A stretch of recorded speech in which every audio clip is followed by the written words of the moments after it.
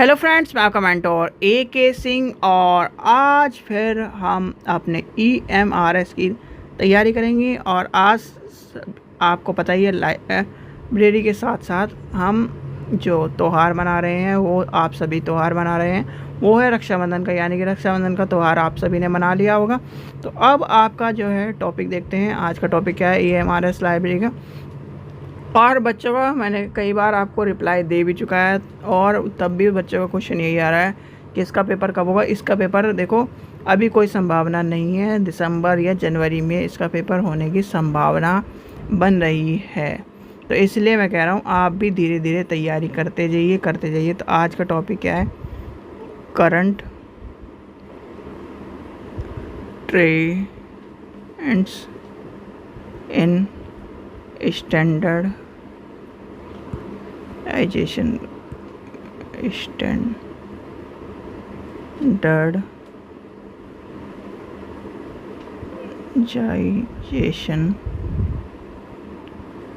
Description and exchanging. ये जिसने यानी कि लाइब्रेरी में जिसने काम किया होगा उसको इस टॉपिक के बारे में बिल्कुल पता होगा कि आप जब सीधे सीधे एक चीज़ मैं बताऊंगा आज, वो आपको जैसे ही आप समझोगे उस चीज़ को, आपको सारी चीज़ें याद आ जाएंगी। देखिए, दो चीज़ याद रखना। एक तो डिजिटल लाइब्रेरी यानी कि डिजिटल लाइब्रेरी, ठीक है। और आपका है एक लाइब्रेरी लोन। दो चीज़ आपको पता होंगी कि इम्पोर्टेंट होती हैं किसी भी लाइब्रेरी के लिए आज के टाइम पर। तो डिजिटल लाइब्रेरी और लाइब्रेरी लोन का जो कॉन्सेप्ट है वही आपका करंट ट्रेडिंग यानी current trade in standardization and description and exchanging की बात करेगी।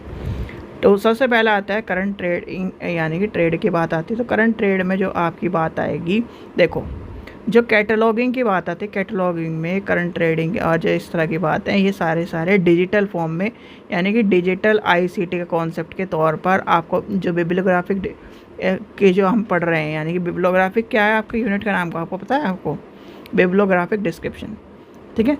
उसी के अंडर में हम जब पढ़ रहे हैं तो आपको ये पता होना चाहिए कैटलॉग के अंदर, यानी कि जब आप एक लाइब्रेरी में जाते हो तो लाइब्रेरी में बहुत सारे मटेरियल होते हैं।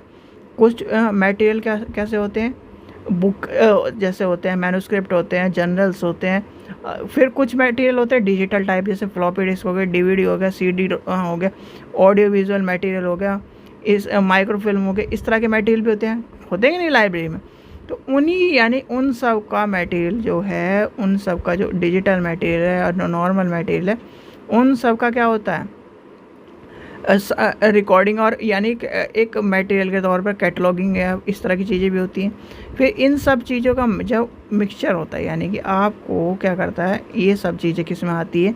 ये सब चीज़ें आपकी आती है करंट ट्रेडिंग में, ठीक है। अब करंट ट्रेडिंग में आ गई ये सब चीज़ें। अब करंट ट्रेडिंग का ये सब कॉन्सेप्ट जब किससे चलता है? OPEC पे, यानी कि OPAC पर, जिस पे हम बात कर रहे हैं, OPAC पे चलता है।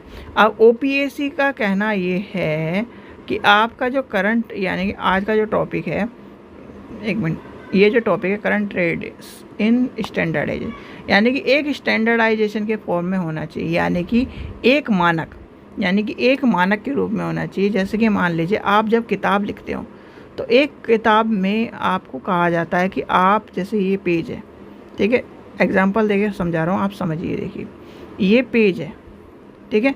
किताब में आपने देखा होगा कि यहाँ से छोड़ा जाता है मार्जिन, यहाँ से छोड़ा जाता है मार्जिन, यहाँ से छोड़ा जाता है मार्जिन, और यहाँ से छोड़ा जाता है। इतने एरिया में आपको अपना मटेरियल लिखना होता है, ठीक है। फिर दूसरी बात, आपने देखा होगा कॉपी में भी ऐसे ही मार्जिन छोटा होता है। कॉपी में तो पुराने टाइम पर चूहों की वजह से छोड़ा जाता था, और स्टैंडर्ड तो वही चले आ रहे हैं। जैसे आप जब डीपली हिस्ट्री पढ़ोगे किताबों की, और वो अभी आपको यानी कि लाइब्रेरी में पढ़ाई जाती है, लाइब्रेरी में डीपली हिस्ट्री कभी भी किताबों की नहीं पढ़ाई जाती। किताबों के बारे में जब आप यानी कि लाइब्रेरी में काम करते रहोगे और उसके डीपली घुसते रहोगे लाइब्रेरी में, तो आप समझोगे। पहले क्या होता था कि चूहों की संख्या ज़्यादा थी। आपने सुना होगा कि अंग्रेज़ों ने चूहे मारने यानी कि चूहे और सांप मारने पर पैसे देने की परंपरा शुरू करी थी। हिंदू लोग यानी कि हिंदू लोग बोल रहा हूँ, इंडियन लोगों को। तो इंडियन लोगों ने क्या करा, चूहों की पूंछ काटने कर दिखा देते थे वहाँ पे। फिर एक टाइम पे, हाँ एक वो था, एक टाइम पे ऐसा है कि चूहों को पहले मार के लेके जाते थे तो चूहे गिन के उन्हें पैसे दे देते थे। फिर ये हुआ कि चूहे कैसे गिनेंगे, इससे अच्छा जो भी चूहे मारेगा उसकी पूंछ के लेके आएगी। पूंछ की वाली बात आई, पूंछ फिर क्या करा इंडियन लोगों ने, अपने हुनर को दिखाया, चूहे को जिंदा छोड़ दिया, बस पूंछ पूंछ मार के ले जाते थे। तो ऐसा था कि चूहे क्या करते थे, वो जो डॉक्यूमेंट थे उन्हें काट देते थे। यानी आप जब कॉपी किताब रखोगे तो यहाँ से काटेगा, यहाँ से काटेगा, यहाँ से काटेगा, यहाँ से काटेगा। तो इसीलिए जो आपकी जो कॉपी है, यानी कि आपकी जितने भी किताब हैं या फिर नोटबुक है, उसमें जब आप मार्जिन देखोगे तो वही स्टैंडर्ड चला आ रहा है। यानी कि इतने पे हमें इतने पे लिखा होना चाहिए या फिर इतना मटेरियल यूज़ का होना चाहिए, और ये मार्जिन छूटा होना चाहिए। ये कहानी आपको किसी ने भी नहीं बताई होगी, चाहे वो लाइब्रेरी में हो, चाहे आप किसी भी कॉन्सेप्ट में हो, ये आपको पता होना चाहिए। एक लाइब्रेरी के तौर पर कभी आपसे क्वेश्चन पूछने लगे, पहली बात तो कोई पूछेगा नहीं, क्योंकि इतना डीपली कोई जाएगा नहीं। और अगर आपसे पूछने लगे तो आपको पता होना चाहिए क्यों मार्जिन छूटता है। ठीक है, तो ये वाली यानी कि मार्जिन छूटने वाली कहानी से आप लिंक अब मैं लेके चलता हूँ आपको।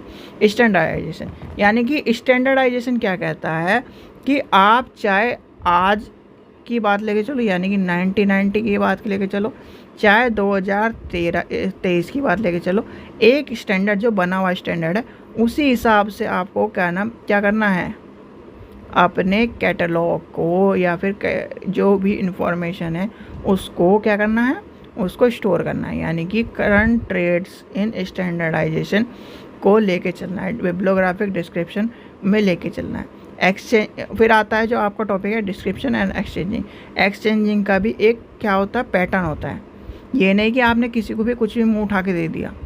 ठीक है, एक्सचेंजिंग का मतलब भी, एक्सचेंजिंग में भी हम पैटर्न लेके चलते हैं, एक स्टैंडर्डाइजेशन लेके चलते हैं। यानी कि आपका जो कानूनी नियम है या फिर एक तरह से अवधारणा है जो आप ये बताओ, आप किसी भी लाइब्रेरी में जाओगे, आपकी भर्ती होनी है तो वो स्टैंडर्डाइजेशन पैटर्न पे होगी या फिर ऐसे किसी को भर लिया जाएगा, स्टैंडर्डाइजेशन पैटर्न पे तो होगी। या फिर ऐसा होगा कि मान लीजिए जिसके 10 नंबर है वो सिलेक्ट हो गया, जिसके 90 नंबर है वो सिलेक्ट नहीं हुआ। यानी कि कोई तो स्टैंडर्ड होगा। या फिर कुछ जैसे आपका मानते हैं कि स्टैंडर्डाइजेशन होता है, यानी कि जब आप पेपर दे के आते हो और कि पेपर एक साथ होते हैं, यानी कि ऑनलाइन पेपर 4-5 एक साथ एक ही दिन में हो जाते हैं या फिर अलग अलग दिन में होते हैं, तो उसका भी तो स्टैंडर्डाइजेशन होता है। तो यानी कि स्टैंडर्डाइजेशन का मतलब यही है, एक स्टैंडर्ड यानी कि एक गुणवत्ता को, एक नियम को, एक चीज़ को मान के चले, उसको लेकर चलने वाली बात आती है यहाँ पर। ठीक है, फिर जब स्टैंडर्डाइजेशन की बात, यानी कि यहाँ पर स्टैंडर्डाइजेशन की बात खत्म होगी, ओपेक की बात खत्म होगी, ऑनलाइन पब्लिक कैटलॉग की बात। अब इस कैटलॉग में भी आपको कहा जाता है कि एक स्टैंडर्ड पर लेके चलना है, यानी कि नाम होगा, टाइटल होगा, उसका ईयर होगा, पब्लिकेशन ईयर होगा, ये सब चीज़ें। आप ये थोड़ी कि अपनी मर्ज़ी से कुछ भी लिख दोगे, नहीं, क्या होगा, स्टैंडर्ड होगा। ऐसी जब ऑनलाइन कैटलॉगिंग होगी उसमें भी स्टैंडर्ड होगा। जब आप डिस्क्रिप्शन करोगे, यानी कि बिब्लियोग्राफिक डिस्क्रिप्शन करोगे, तब भी स्टैंडर्ड होगा। जब आप जर्नल्स और ये सब चीज़ें करते हैं उसमें भी डिस्क्रिप्शन, यानी कि एक तरह से स्टैंडर्ड होता है। तो स्टैंडर्ड का मतलब ये है, करंट ट्रेड का में स्टैंडर्डाइजेशन को बहुत महत्व दिया जाता है। यानी कि आपका, यानी स्टैंडर्डाइजेशन का मतलब ये है करंट ट्रेड में कि आप चाहे कुछ भी कर लो लाइब्रेरी में या फिर कुछ भी इंफॉर्मेशन को बना लो, आपको एक स्टैंडर्ड यानी कि एक नियम कानून, एक गुणवत्ता में चलना पड़ेगा, एक उसको यानी कि एक लीनियर पेयर में, एक लाइन में लेके चलना पड़ेगा। इसलिए स्टैंडर्डाइजेशन का होना ज़रूरी है। फिर आता है एक्सचेंजिंग इन्फॉर्मेशन, यानी एक्सचेंजिंग की बात आती है। भाई एक्सचेंजिंग की बात ये आने की बात तब आती है जब आपका, मान लीजिए जब आपको मान लीजिए पहले हमने क्या लेके चला, डिजिटल लाइब्रेरी के फॉर्म में लेके चला। अब दूसरा जो आपको बताया लाइब्रेरी लोन, यानी कि लाइब्रेरी लोन में जब आपको क्या करते हैं, एक्सचेंजिंग इन्फॉर्मेशन करते हैं। अब एक्सचेंजिंग इन्फॉर्मेशन कर रहे हो आप, तो आपको एक्सचेंजिंग इन्फॉर्मेशन में आपने आज का दौर क्या है, आईसीटी का दौर है। और आईसीटी के दौर में बिब्लियोग्राफिक डिस्क्रिप्शन में जब डाटाबेस को क्या करते हो आप, डाटाबेस को क्या कर रहे हो, लाइब्रेरी लोन के तौर पर दे रहे हो, यानी कि ओपेक को वेब यानी कि वेब के थ्रू प्रोवाइड करा रहे हो। यानी कि OPAC online public access catalogue है। और जो लाइब्रेरी का जो कॉन्सेप्ट चलता है वो हमारा वेब, आज के जो वेब 2.0 पे चल रहा है। अब वेब 2.3 पे आने वाला है, ये भी ध्यान रखना, वेब 2.3 पे आने वाला है। अब वेब 2.3 पे आने वाला है तो किस पे चलता है वो, वेब PAC, यानी कि PAC पे चलता है, या फिर वेब लैब पे चलता है, इस तरह के कॉन्सेप्ट पे चलता है। यानी कॉन्सेप्ट क्या है, जो मार्क वाला कॉन्सेप्ट है। यानी कि मार्क किसके लिए, मशीन, बताओ, मशीन रीडेबल कैटलॉग, यानी कि मशीन रीडेबल कैटलॉग जो होते हैं उस पर चलता है। और वो चलने का क्या कारण है, यानी कि कैटलॉग जो है हमारे उस पर चलते हैं। अब एक्सचेंजिंग की बात है, एक्सचेंजिंग का मतलब ये है, जैसे कि मान लीजिए अब इसे आगे चल एक पेज आगे कर लेते हैं। ये है आपकी A लाइब्रेरी, यानी कि A लाइब्रेरी है। ये है आपकी B लाइब्रेरी, ठीक है, ये होगी B लाइब्रेरी। ये है आपकी C लाइब्रेरी। वही कॉन्सेप्ट आपको मैं करवा रहा हूँ। मान लीजिए इसके पास 1000 बुक है, इसके पास मान लीजिए इस वाले स्टूडेंट को आपको चाहिए लाइब्रेरी एंड इंफॉर्मेशन साइंस की रंगनाथन की बुक। इससे पता करा, नहीं है, इससे पता करा, इसके पास है। तो क्या ये लाइब्रेरी के तौर पर या तो वो बुक प्रोवाइड कराएगा, या फिर इससे कहेगा कि हमारे यहाँ का ID पासवर्ड है, यानी कि पोर्टल का ID पासवर्ड है, आप इससे एक्सेस करा दो। तो एक्सेस कराने का मतलब ये है कि या तो पूरा एक्सेस करवाएगा, या फिर उसके थ्रू एक्सचेंज करवाएगा। यानी कि एक्सचेंज करवाएगा या एक्सेस करवाएगा, दोनों में से एक चीज़ कराएगा। तो यही सब चीज़ें डिस्क्रिप्शन, यानी कि आपके बिब्लियोग्राफिक डिस्क्रिप्शन में चलती आ रही हैं। बिब्लियोग्राफिक डिस्क्रिप्शन में जब मैं आपसे शुरुआत से कहता रहा हूँ, देखो एक चीज़ का ध्यान रखना, फालतू की चीज़ मत पढ़ो। कौन सा सिलेबस में आपका इसलिए कवर करा रहा हूँ क्योंकि जिस तरह से मुझे लग रहा है, क्योंकि डर, अब ये सारी चीज़ें डर के ऊपर आ गई हैं। KVS, NVS, DSSS में सबने हमें देख लिया है कि कुछ भी हो सकता है। तो इसलिए थोड़ा बहुत कॉन्सेप्ट आपको याद हो, यानी कि पता होना चाहिए कि क्या किस चीज़ के बारे में कह रहा है। पर आना वही है जो कि मेन टॉपिक्स हैं, जो मेन टॉपिक्स हैं उसी के ऊपर आना है पेपर, और फालतू चीज़ों पे पेपर नहीं आना, ठीक है। तो यानी कि एक्सचेंजिंग की बात वही कह रही है। सीधे आपने दो कॉन्सेप्ट पढ़ लिया, एक डिजिटल लाइब्रेरी का, एक लाइब्रेरी लोन का जो कॉन्सेप्ट पढ़ लिया, और उसमें भी एक स्टैंडर्ड, यानी कि एक नियम कानून पे ही चलना है। कि अगर किसी ने, जैसे कि आप मान के चलते हैं हम, एक बोतल का स्टैंडर्ड है, यानी कि एक फैक्ट्री में एक बोतल बननी है, यानी कि ये बोतल है कितने 220 ml की है।